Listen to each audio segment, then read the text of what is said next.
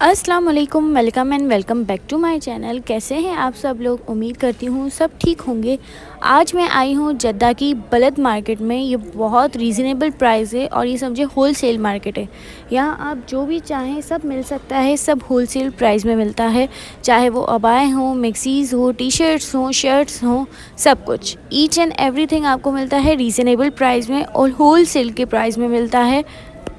यहाँ ladies shops, kids shop सब कुछ अवेलेबल है। चाहे मोबाइल हो या मोबाइल की एसेसरीज़, ईच एंड एवरीथिंग आपको मिलेगी। यहाँ मैं आ गई थी एक मॉल के अंदर। मॉल के अंदर भी हर चीज़ रीज़नेबल प्राइस में थी। बस कुछ शॉप्स थी जो थोड़ा सा एक्सपेंसिव थी, अदरवाइज़ सब चीज़ें रीज़नेबल प्राइस में मिल रही थी। यहाँ पर एक आइसक्रीम शॉप थी जो 10 रियाल में हमें आइसक्रीम दे रही थी। चाहे आप जो भी फ्लेवर लें, मिक्स लें या फिर सेपरेट लें, वो आपकी मर्ज़ी। इसके बाद हम शूज़ की शॉप पे गए थे। वहाँ जो न्यू अराइवल थे वो 150 रियाल का दे रहे थे और अदरवाइज़ जो पुराने थे, यानी पुराने मीन्स ओल्ड फैशन के, वो आपको मिल रहे थे 50 to 100 रियाल के अंदर।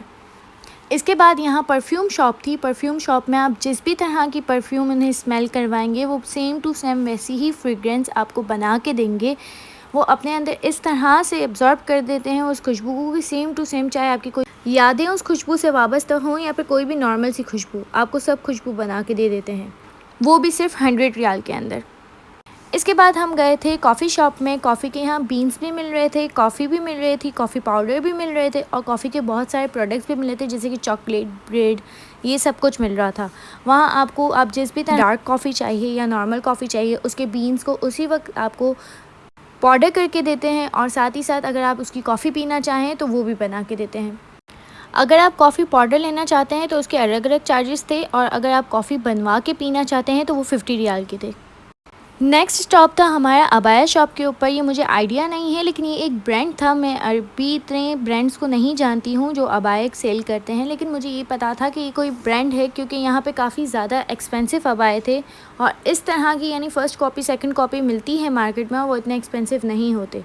ये नॉर्मल सा कोट था, इसके अंदर कोई अबाया वाला टच नहीं था, लेकिन ये था 200 रियाल का और ये मुझे काफ़ी एक्सपेंसिव लगा क्योंकि इस तरह के मैंने कोट्स देखे हैं बाकी मार्केट में, लेकिन वो इतने ज़्यादा एक्सपेंसिव नहीं थे। इसके बाद हम गए थे एक सुपर मार्ट की तरफ क्योंकि हमें खाने पीने की चीज़ें चाहिए थी और कुछ वापस लाने के लिए चॉकलेट्स भी। तो ये बहुत ही ज़्यादा रीज़नेबल प्राइस में चीज़ें मिल रही थी और यहाँ पे काफ़ी सारी चीज़ों पे डिस्काउंट्स भी थे। ये जो कप है ये हमें मिला था 18 रियाल का और ये बहुत ही खूबसूरत लग रहा था। आप अगर इसमें किसी को चाय या कॉफ़ी, कोई छोटे से बच्चे को दूध सर्व करें या किसी को भी चाय कॉफ़ी सर्व करें तो बहुत ही क्यूट लगता है। साथ ही साथ यहाँ कॉफ़ी पाकिस्तान के मुकाबले में मुझे यहाँ पे काफ़ी ज़्यादा सस्ती चीज़ें लगी क्योंकि रियाल में प्राइस थे और पाकिस्तान से अगर कन्वर्ट करें तो मुझे फिर भी बहुत ही ज़्यादा रीज़नेबल प्राइस लगा। ये जो एक कप था ये बहुत ही अच्छा था, एक्रेलिक का था और ये 15 रियाल का था, तो ये मुझे बहुत अच्छा लगा। यहाँ से हम डिश वॉश वगैरह नहीं लेके जा सकते, लेकिन ये सब भी पाकिस्तान के मुकाबले में बहुत ही रीज़नेबल प्राइस में थी। इसके बाद हम आए कैमल बैग, कैमल की तरफ, ताकि हम किसी छोटे बच्चे को गिफ्ट अगर देना चाहें तो दे सकते हैं। तो ये बहुत अच्छी प्राइस में था। ये कैमल बैग था, ये 32 रियाल का था, पाकिस्तान के हिसाब से तो बहुत ही रीज़नेबल।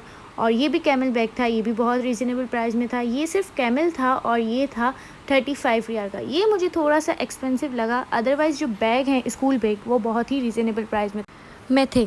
और हमने यहाँ से कुछ चॉकलेट्स भी परचेज़ की क्योंकि चॉकलेट के जो प्राइस हैं वो हमने मक्का मदीना में जो हमने टच किया था उसके मुकाबले में तो बहुत ही ज़्यादा रीज़नेबल प्राइस में थे और जब हम ज़्यादा एक साथ में परचेज़ कर रहे थे तो उस पर भी थोड़ा सा डिस्काउंट था।